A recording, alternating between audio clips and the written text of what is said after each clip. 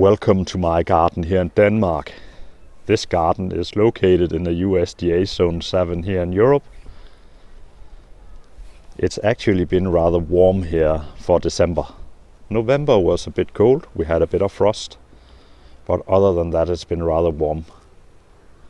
Throughout this garden you'll notice that I have some rather nice looking yews. They are finally starting to be a bit taller.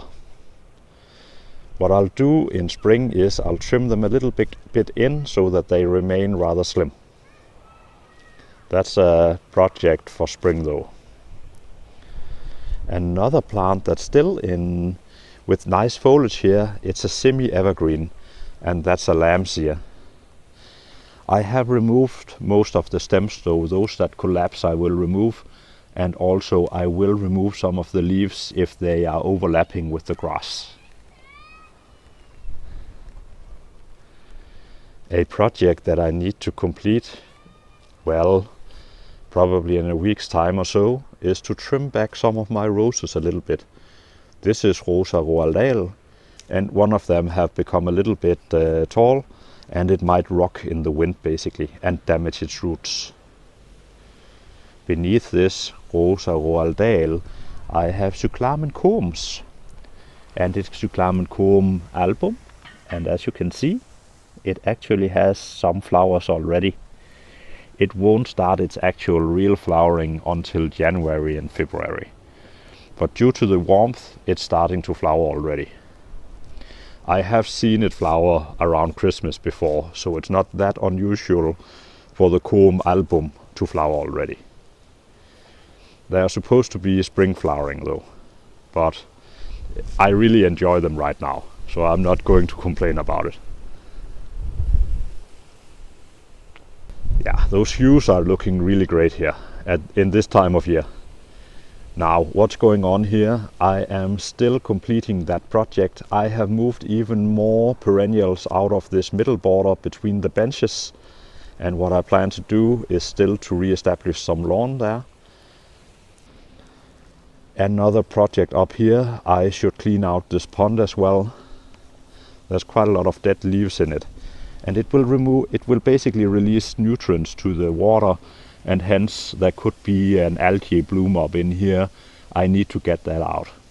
I did unfortunately injure my finger a little bit earlier this month, so I will wait with those projects until that's healed up basically.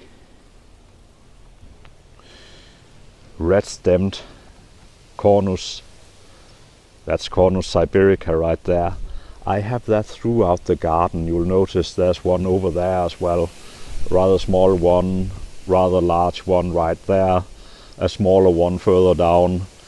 They really light up the garden here in winter.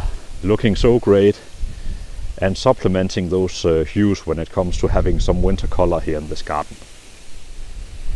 I don't tend to clean up my perennials, not unless they cause some kind of problem or are withering away. Then I'll usually, if they become really soggy, for example like these hostas, I'll usually clean them up. Only reason why I haven't done so yet is due to that finger issue.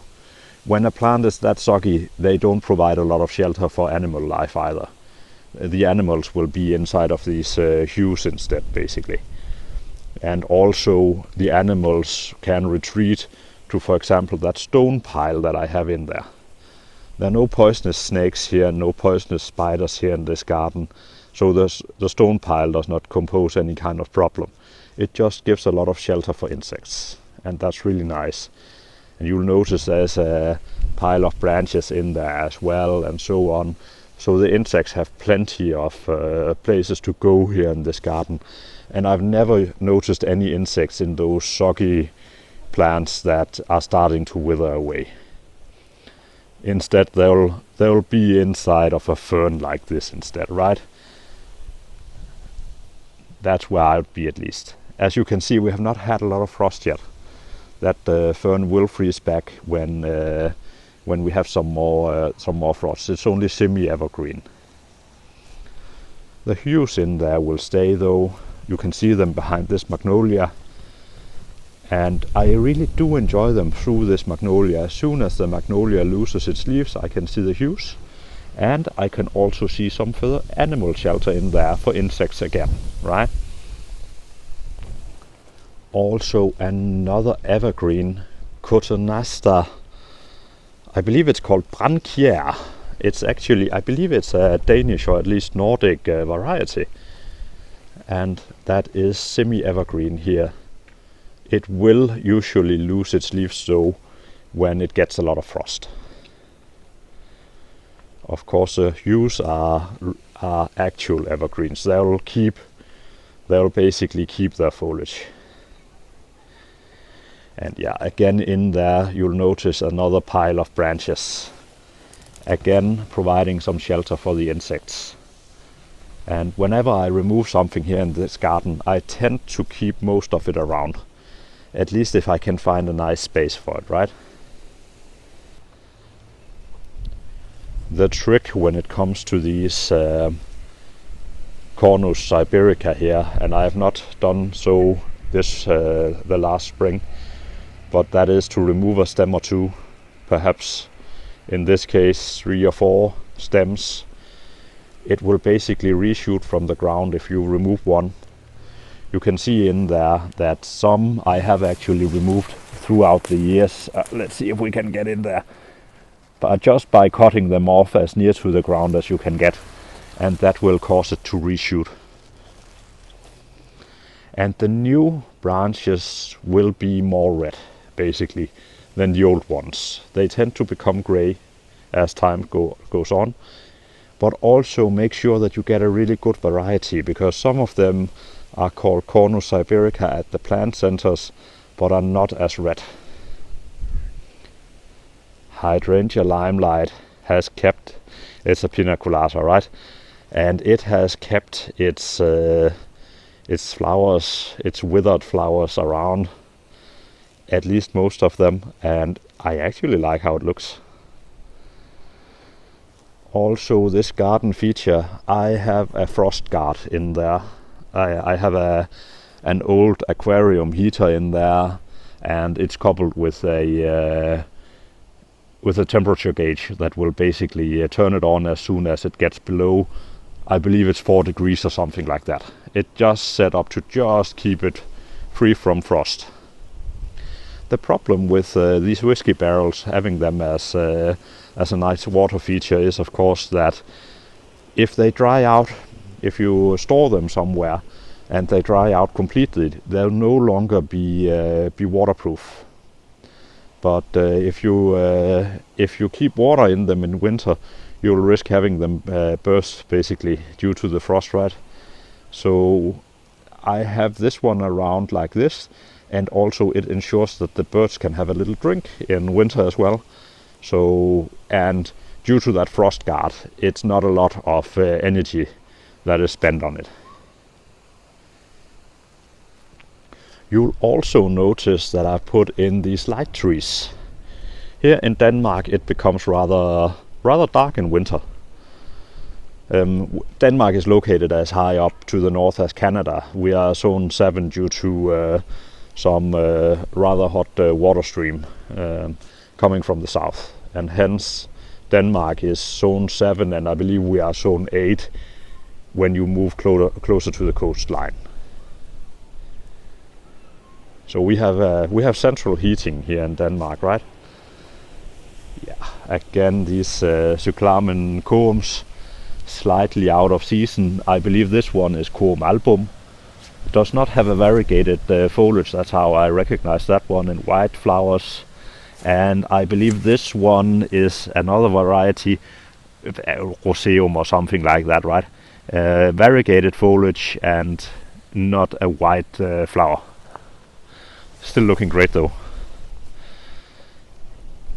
Yeah, you'll notice those plastic boxes here in the garden, and that's for the electric, for these light trees and so on, right? Yeah, that is a witch hazel. That will look great in spring, right? It has all of these small pots of on it, and those are the flower pots basically. I don't know how well you can see them, but that's where the flowers will emerge, and it's just full of them. In here I have a house for a hedgehog.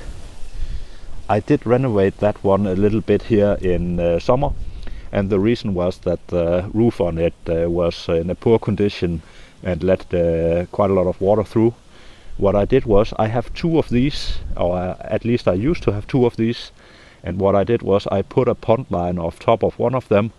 I did cut that one into pieces, this pond line, and layered it basically to follow the shape of it, right? And then I placed one house on top of the other to hide the pond liner. Now I have one really good house for hedgehogs. And insects as well, due to all of those branches in there, right?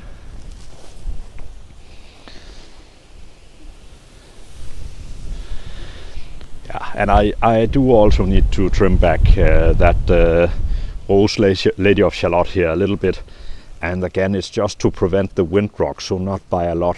I'll only give it a slight trim, just to ensure that it doesn't rock if we get a really hard wind.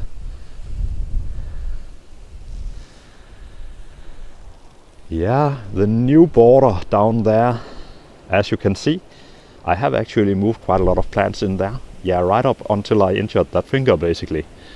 And also we did have some frost in November, but here in December, unfortunately, I've not been able to spend a lot of time out here. Not as much as I wanted, at least. But also I have a job, right? And due to that, and due to Denmark being so far to the north, it's basically dark when I leave my house in the morning and dark when I get home. So there's only the weekend, right?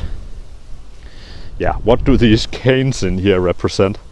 That's where I added in some of my rather large bulbs. It's basically the alliums. I have these really huge allium globe masters here in the garden, and I always place them close to my geraniums, and hence those are geraniums roseannes that are in there as well. And the alliums tend to have really ugly leaves in summer. They'll wither back, and the geranium roseanne will hide them. Thank you for watching. Do subscribe if you want. Bye bye.